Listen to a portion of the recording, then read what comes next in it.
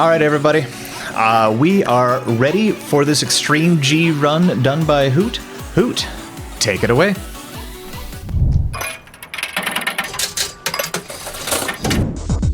Hello everyone, I'm Hoot, and I'll be running Extreme G on the Nintendo 64. It is a fantastic game, and it should take about 30 minutes to do. And without further ado, we can start the timer whenever you're ready.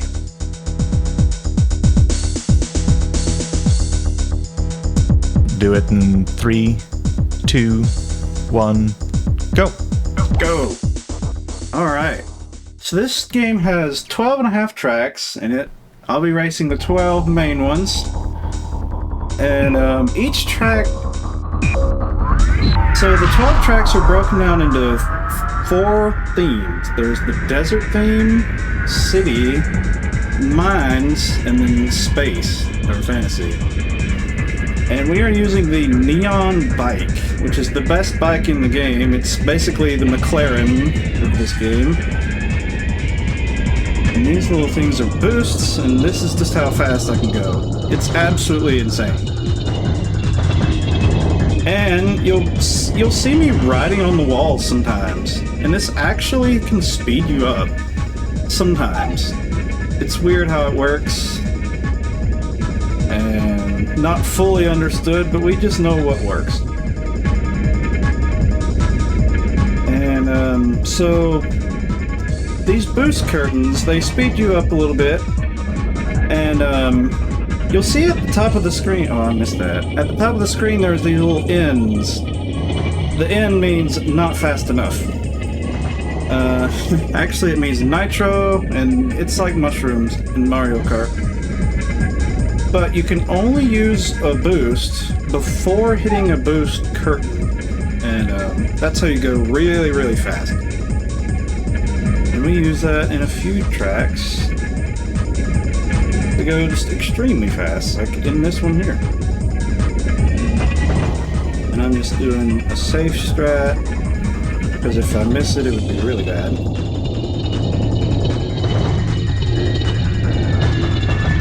I'm trying to dodge the other racers and go fast as I can. These racers in the back can be really, really annoying sometimes.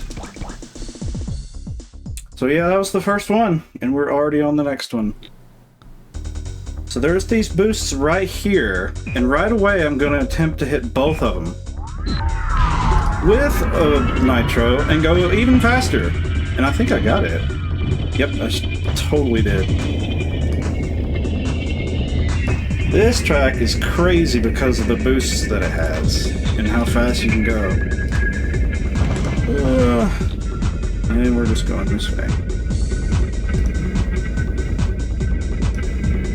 It's a pretty simple game overall, but really, really fun. The more you play this game, the more you realize that the tiny things that you do can make a big difference. Ooh, that was bad. And a lot of weird things can happen. Like that. But it's all good. So have you done many racing games prior to this one? Yeah, I usually play Mario Kart and SSX 3, SSX Tricky. They're all really fun games. Yeah, so I'm just gonna be going through. Let's see if... No, I missed it. Okay, oh my goodness. This never happens in practice. Well, we're just gonna finish off this race the best we can. Have you got anything to announce? Just that this game looks like a heck of a lot of fun. Especially fun. for an old N64 like racer. Yes. Giving me big F-Zero vibes. Motorcycle. Yes. This game is a lot like F-Zero. And a lot of people who play this game also play F-Zero. That tracks. But that was a little slow, but it's alright. Things like that happens. Alright, we're coming up on Desert 3. Now this track is really weird. And you'll see why here in a minute. I like how these tracks are themed. There's actually a bit of lore to this game. And I don't remember exactly how it goes, but it's something like humans have moved to a different planet and they're playing with these little bikes as toys, like remote control toys. Really interesting. But the game doesn't show you or tell you any of this. It's just there. And I'm going to try to do this. There's a lot of things going on that I don't have time to explain. Like grinding on the wall in the corkscrew there makes you go faster. Tons of things. Like up here, I'm gonna use my boost here on the corner, and it speeds you up way faster than just using the boost anywhere else. And then up here,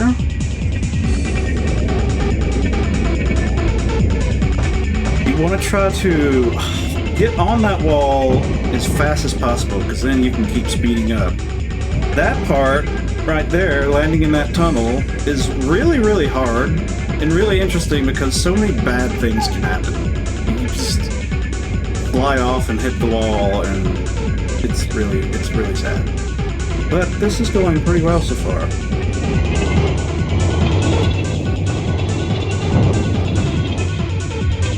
Speedometer down there on the right, it doesn't have any units, because why would it? Who needs units? We're going fast. These other bikes can be really bad. Yep, we're just going through here. This is really good. A really good Desert 3. No complaints there.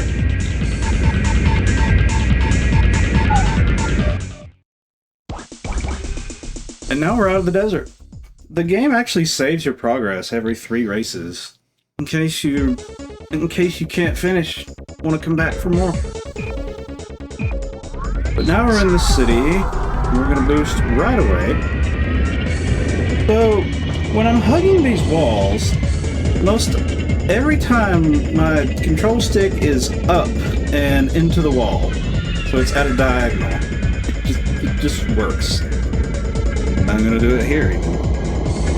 You just go so much faster. But not every wall is like this. Most walls will just slow you down. So in this game, to go fast, you either want to hug the walls or just don't touch them at all, because touching the walls will just slow you down so much. More than you realize. I'm gonna try something here. Yes! Cleared the ramp! That is so fast when you do that. And hard to do. I want to be on this side. There we go.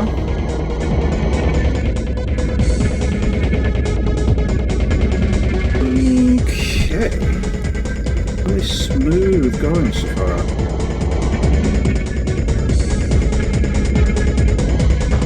Into that.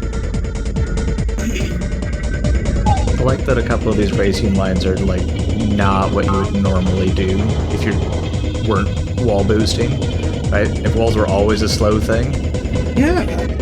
Oh, and a lot of these lines would be very different. Yep. Another thing, you can't really see me do it, but a lot of times I'm holding the control stick up, and this dips the bike down. You can see it there. It dips the nose of the bike down so you stay grounded. Like in other racing games, catching air is usually a bad thing, and so staying grounded is usually the best idea. And another thing that can happen is if you catch a tiny bit of air while cornering, you could just slide straight into the wall. It's really weird. Alright, now we're on to City 2. This game goes so fast. It's just a 30-minute game, but it's really interesting. So this is one of the longer ones. If you got anything to announce, anything going on, go for it. Sure. just want to give a reminder to folks that this is Speedromizer, and as such, we try to be as beginner-friendly as possible. So much like our runners coming in and learning new speed games, some of them are first-time runners, but some of them are first-time volunteers as well. So we do open volunteer signups before events. Hop on over to our Discord at speedromizer.live/Discord, and that will keep you up to date. And whenever we're doing signups, if you want to get into the behind the scenes, if you want to become a chat mod, if you want to learn how the streaming setups work, right? We have lots of documentation, we have lots of help, lots of friendly folks hanging around, so we'd love to have you in. Great Discord and great community. I've had a great time here so far. This track awesome. is particularly weird because it actually drains your shield. So down there on the lower left is your shield gauge and your weapons meter. I can't show off the weapons because I've got them turned off. There's weapons in this game which are really interesting. It's usually rockets that fire straight forward, or a heat seeker, bombs, other kinds of traps. But they're also really slow and really annoying, so we're not going to use them. And also, so that weapons gauge down there is for your little weapon that every bike has. Every bike has either a laser, or a little pulse weapon, or something else. I can't remember what the third one is called, but it's a worse kind of pulse. You can use your little weapon to attack bikes in front of you and make them slow down. Or use items like rockets or bombs and make them slow down even more. And that also depletes your shield gauge.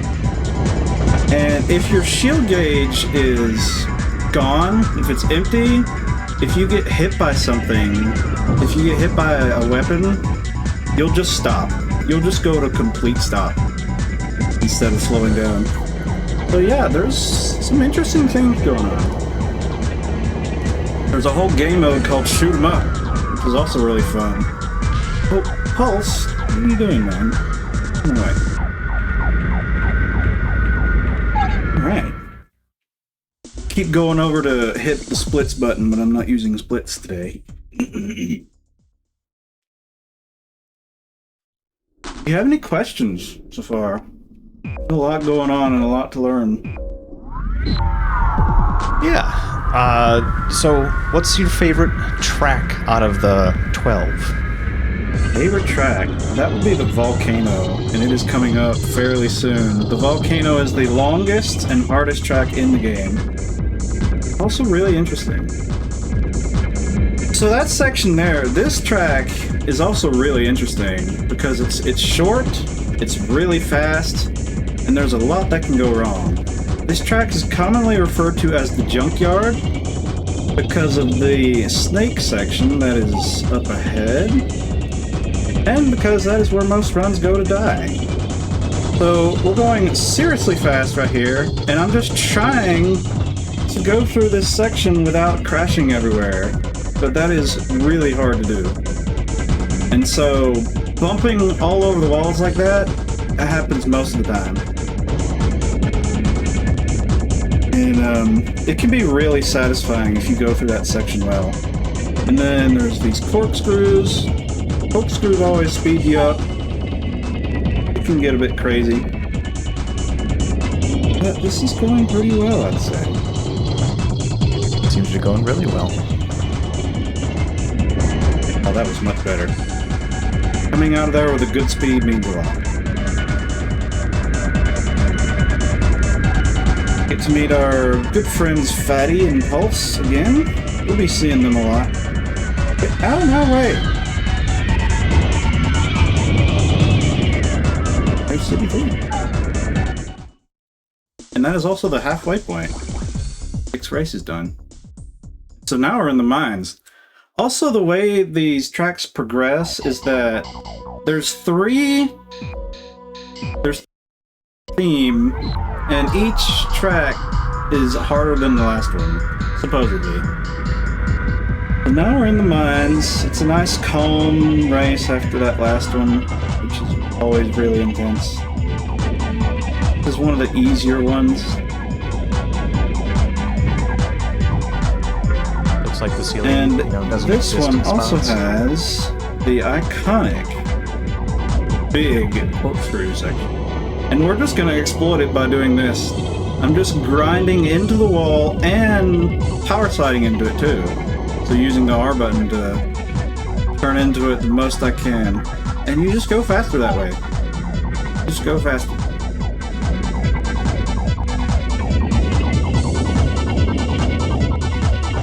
But I love the mines races. Those are my favorites in this game.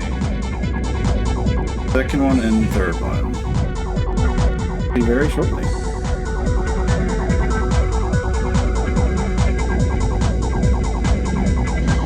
What do you think was the hardest course to kind of get the hang of and hit the walls right?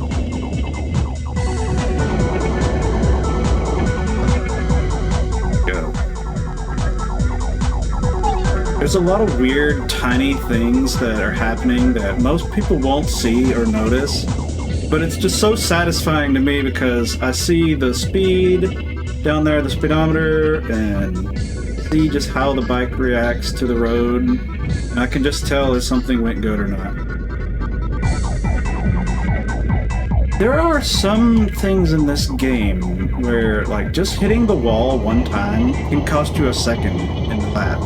It's actually crazy how precise and tiny movements can change everything.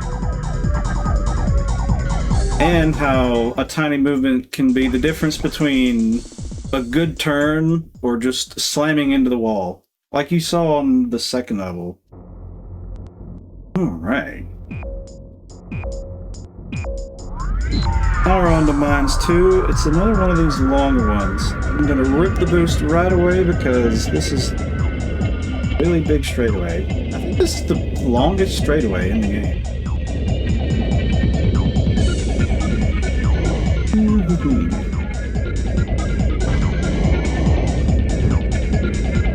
This part up here, I want to be really careful. Don't want to crash there, because you can just hit the little, like, metal beams and stuff in the walls, and the collision is terrible. Now we're just going to grind this wall, and keep grinding it, because it just speeds you up, magically. Okay. And these mines, too. Another really good track. One of my favorites.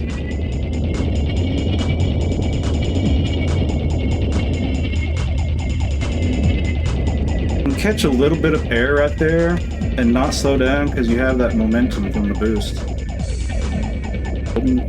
Good stunts. There's a good portion of these tracks that, oh yeah, there you go, that can happen. There's a good portion of these tracks that you just don't see because some of the paths are just slower. Taking that ramp to the right, it's just slower than going this way and rubbing on the wall.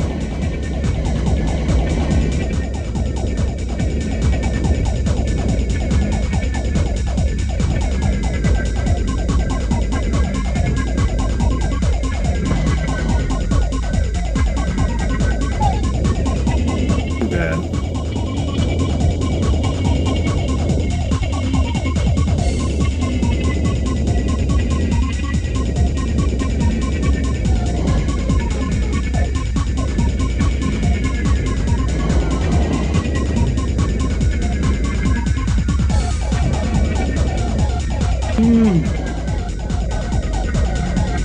Always really scary through there. But this is not bad.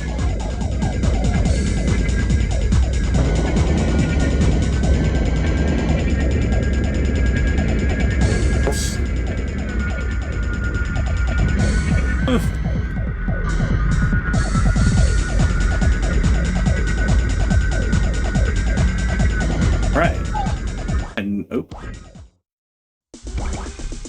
Now we get to go straight into the volcano. We gotta get out of it. So this is the longest and hardest track. I'm gonna try to focus here. There's a lot of places you can just fall into the lava.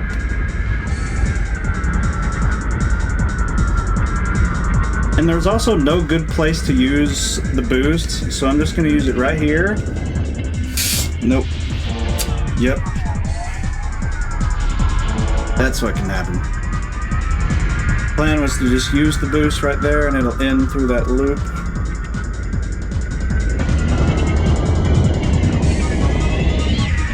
But it's okay. These things happen.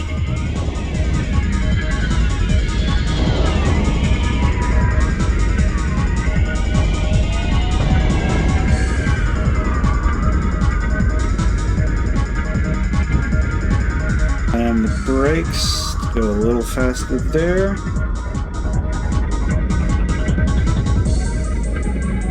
I think this game holds up really well and is aged really well throughout the years. It never gets old.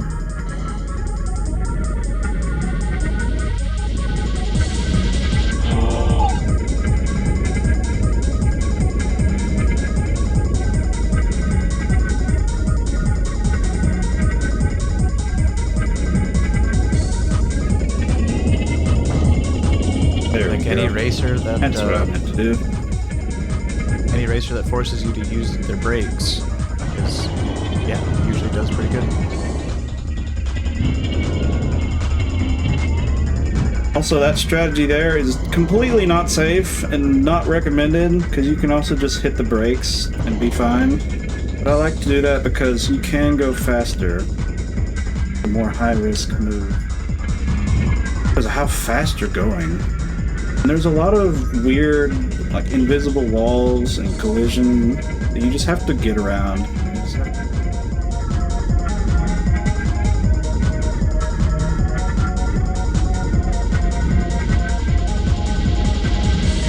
That was almost a 1. A 1-0 is ideal. Time trial times. There we go. That's really the hardest part, is that beginning section. And this part is also really hard. I'm just kind of making it look easy. But there's all kinds of things that can go wrong there too. Alright, Pulse, where you at? And in this track in particular, the other bots can be a real issue. Especially if you're using a regular bike and you're not faster than everybody. Oh man, crazy. Oh yeah, there's a bunch of regular bikes in this game too. Oh shoot. They're much slower. But we finally got out of there. And now the tracks are like a smooth breeze from now on. Like this one. This one is so much easier and chill compared to the last one. This is the moon base. Yeah, so we went from desert to a city to the mines, and now suddenly we're on the moon. That's how it goes in this game. Right up here is the satellite, and we're gonna bonk the satellite. And you can bonk the satellite bad and hit it like a wall. And that's called a satellite bonk. But doing it right, you always hit the bottom of it. But you can kind of boost anywhere in this track.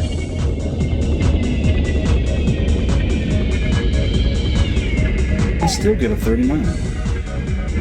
Also, we can go this way. Not really any slower or faster. But there is a big wall right there. I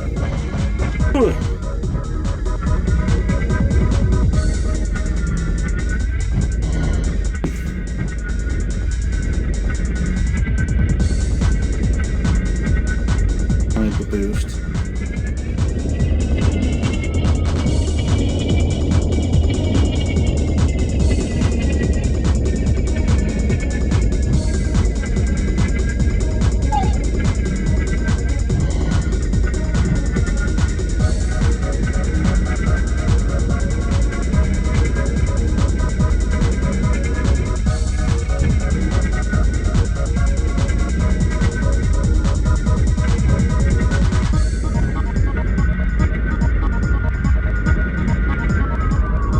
There's also good music in this game. It's really repetitive, but it never gets old. It never sounds bad. Got that 90s techno beat to it.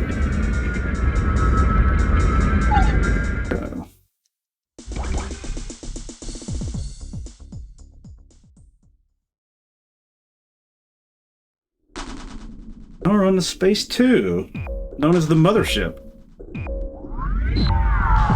So now we're on the moon, and now suddenly we're in a spaceship, a mothership. This track is particularly weird for a bunch of reasons. A bunch of branching paths, loops, and this ending section, which is infamous. Now we're gonna go through these loops. This will speed you up. Notice how fast we're going now. This is the part where if I hit any of these walls, it'll just slow you down a bunch. Like if I hadn't have hit any of those walls, I'd still be going really fast right now. It makes a big impact on the whole lap.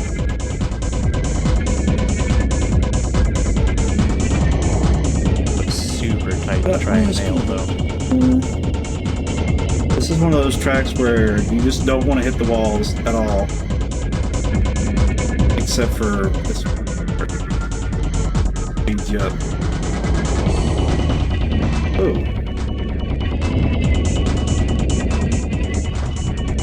There we go. That's how you want to do that section. 37 is nice.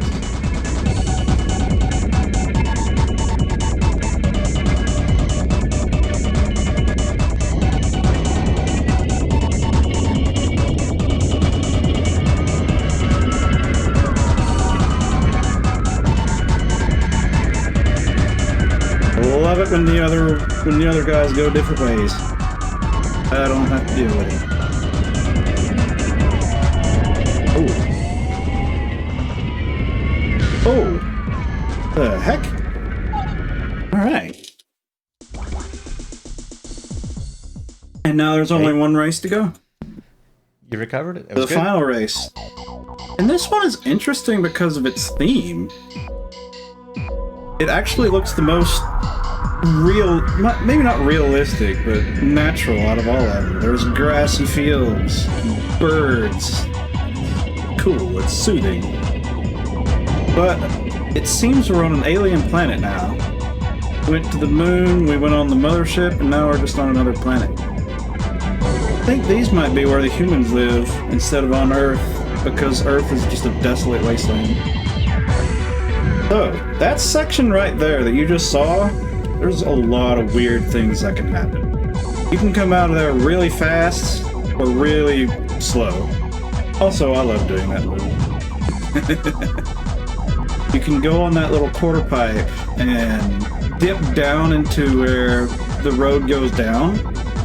And if you dip down into that road without touching the road, you'll just go super fast. You'll go at like 330 speed.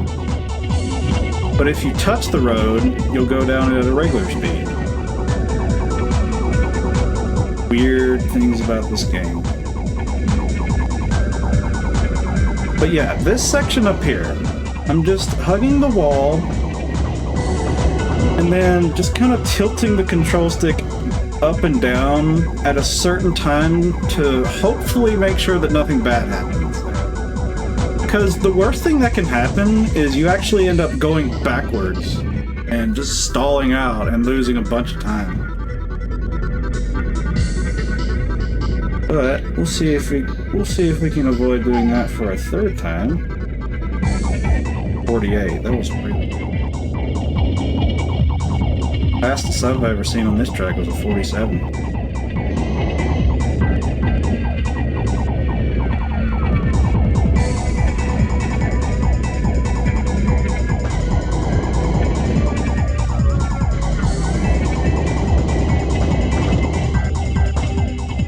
That was so good. I'm chuffed to bits on that one. Now, let's see if we can do this once more. That's a pretty easy move to do, but it's also really high risk. Because there's a wall right there that you can get stuck on. Pulse? I don't know. But anyway, we are coming up on time right now. Time. And that is Extreme G. And it gives you this password down here. This password unlocks everything in the game. All the tracks and even the bonus stage. So yeah, I hope you all enjoyed. Fabulous. You have any George, we just got done. Got any shout outs you want to do?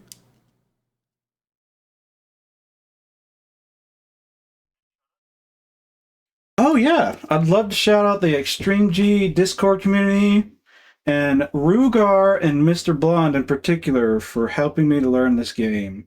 They've taught me so much on strategies and different things to do, and they've been good friends. They've been a really good impact on me learning how to play this game. So yeah, that is Extreme G, everybody. Awesome. Well, thank you much. Awesome.